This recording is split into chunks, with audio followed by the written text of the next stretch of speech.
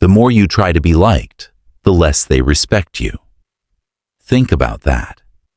Every time you agree too fast, every time you laugh when you don't feel like it, every time you explain yourself to avoid discomfort, you silently hand over power. Not loudly, not dramatically, but invisibly. And the most dangerous losses in life are the ones you don't feel happening. From childhood, you were taught a comforting lie. Be nice, be good, be agreeable. People will respect you. But the real world doesn't reward intentions. It rewards position. And position is never given to those who seek approval. Kindness, in isolation, does not create authority. It creates predictability. And predictability is not safety. It is access. Machiavelli warned centuries ago that humans are not loyal to goodness. They are loyal to strength. They cannot challenge. People don't follow those they like. They follow those they cannot ignore. This is where most men collapse, not because they are weak, but because they were misinformed. Look closely at history. Julius Caesar was loved by the masses, adored, celebrated, admired. But admiration did not save him.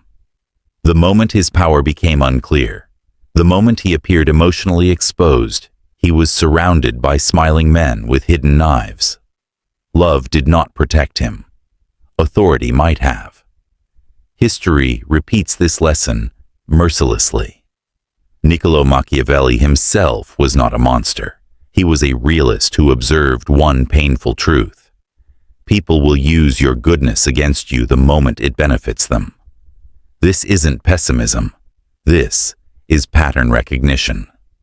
The need to be liked is not moral. It is psychological dependency. Approval triggers dopamine. Rejection triggers fear. So the approval seeker learns to bend, soften, explain, and submit, not consciously, but instinctively. And predators, social, emotional, professional, are experts at detecting this. They don't ask, is he kind? They ask, will he resist? And when the answer is no, exploitation begins. This is why the nice guy is always confused. He keeps asking, why do they disrespect me when I've done nothing wrong? Because respect is not a reward for good behavior. It is a response to boundaries, consequence, and self-possession. The world does not punish kindness. It punishes unprotected kindness. Observe any workplace. The most agreeable person is often the most overworked. The most helpful one is the most interrupted. The one who explains himself endlessly is the one whose decisions are questioned.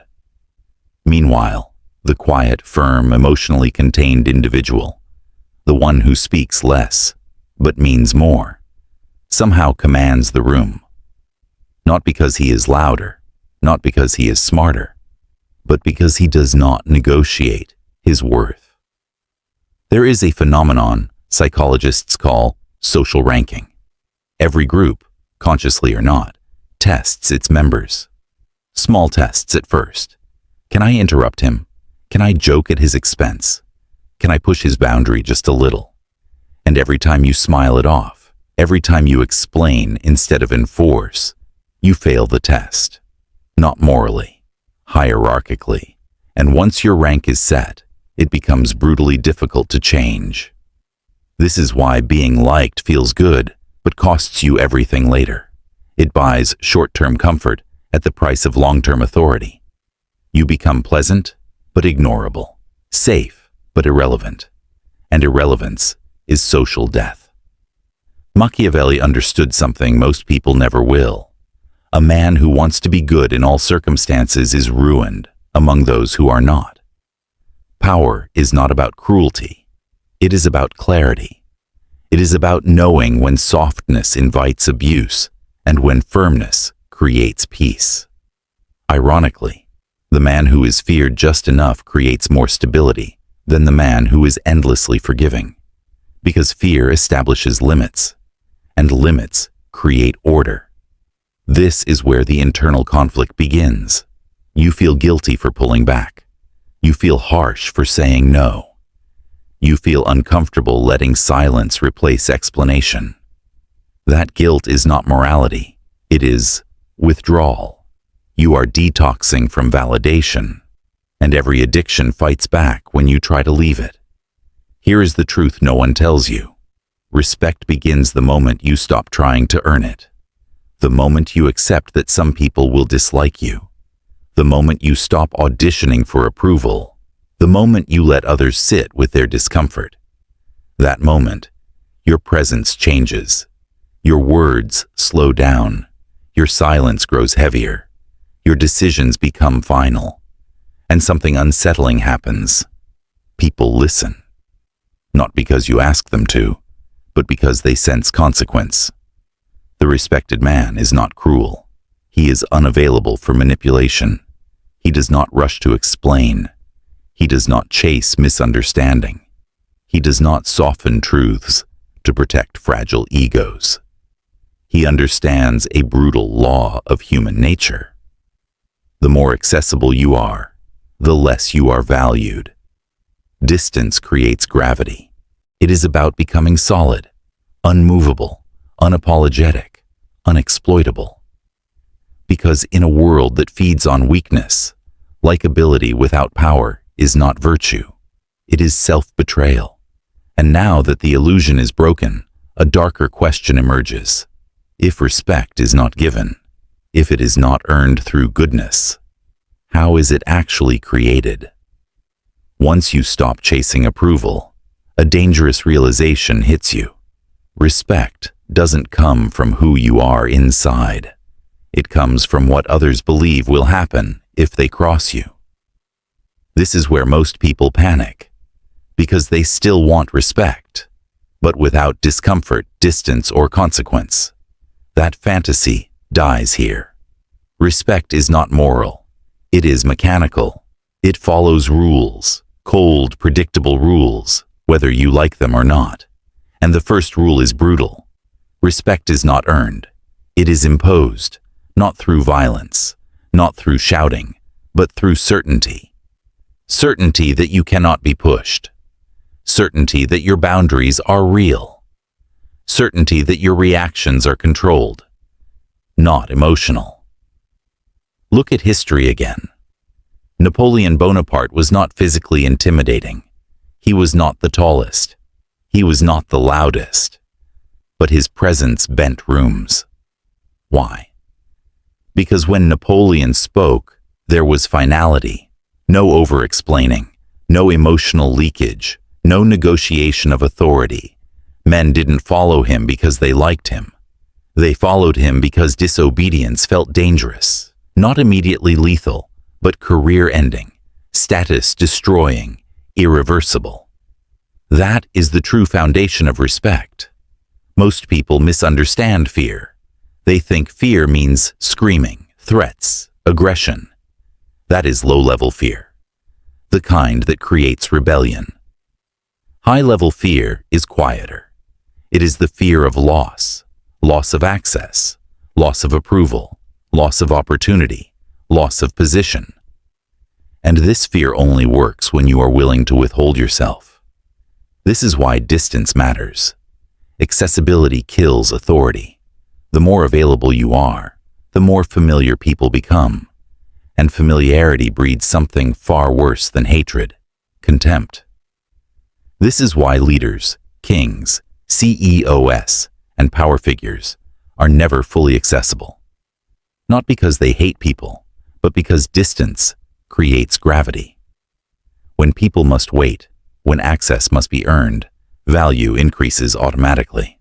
Machiavelli wrote that a ruler should be generous, but not accessible. Kind, but not predictable. Because predictability allows planning, and planning allows overthrow. Now understand this carefully. Boundaries are not walls. They are warnings.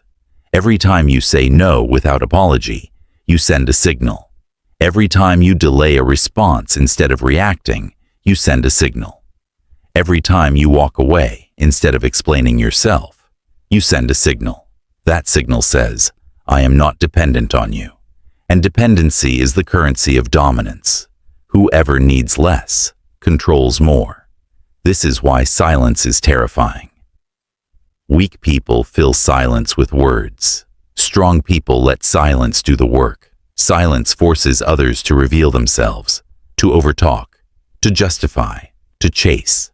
And the one who chases is already beneath you. People will test you. Always. They will interrupt you, joke at your expense, push deadlines, cross lines, by accident. These are not mistakes. They are rank tests. And every test demands one thing, a consequence. Not anger, not drama. Consequence.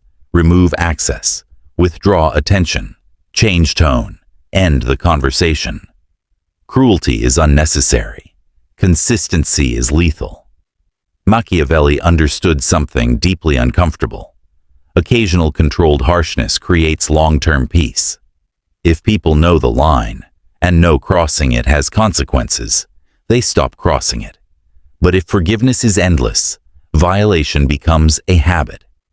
This is why respected individuals appear calm. They are not calm because they are gentle. They are calm because they are prepared to walk away. From people, from opportunities, from approval. And nothing destabilizes others more than someone who does not fear loss. The darkest truth of respect is this. People don't ask, "Is he right?" They ask, "Can I afford to be wrong with him?" When the answer is no, respect is automatic. Notice this pattern. The man who explains himself is always questioned again. The man who states and stops is obeyed.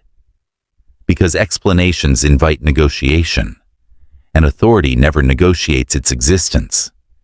It is teaching you to remove your vulnerability to domination. Once that happens, respect doesn't need to be demanded. It leaks out of you, in your pace, in your stillness, in your refusal to overreact.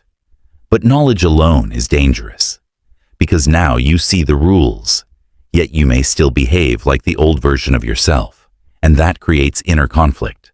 Power outside requires identity change inside.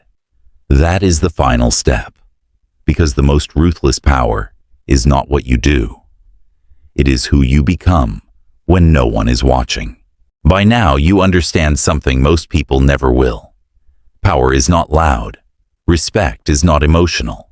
Dominance is not aggression. It is absence of need. The moment you stop needing to be understood, to be liked, to be validated, something irreversible happens. You become unmovable. The strongest individuals in history were not driven by rage or ego. They were driven by detachment, not coldness, but separation. Separation from outcomes, separation from approval, separation from emotional dependency. This is the core of unshakable authority. You do not react. You decide. Look at Marcus Aurelius, a philosopher-emperor ruling a collapsing empire, surrounded by betrayal, war, and decay. He did not scream. He did not beg loyalty. He did not explain his pain. He ruled through internal discipline. His enemies could not read him. His allies could not manipulate him, because emotional opacity is power. When people cannot predict you, they cannot control you. Most people leak emotion constantly. Their tone reveals insecurity. Their words reveal hunger. Their reactions reveal pressure points. And pressure points invite pressure. The respected man seals his leaks, not by pretending, but by no longer caring where caring weakens him. This is where identity shifts. You are no longer the man who tries to be fair. You are the man who is clear. Clear about what you accept. Clear about what you ignore. Clear about when access is granted and when it is revoked. And clarity is intimidating, because it removes hope of negotiation. Here is a painful truth. Being misunderstood is the price of authority. Weak men chase understanding. Strong men accept distortion.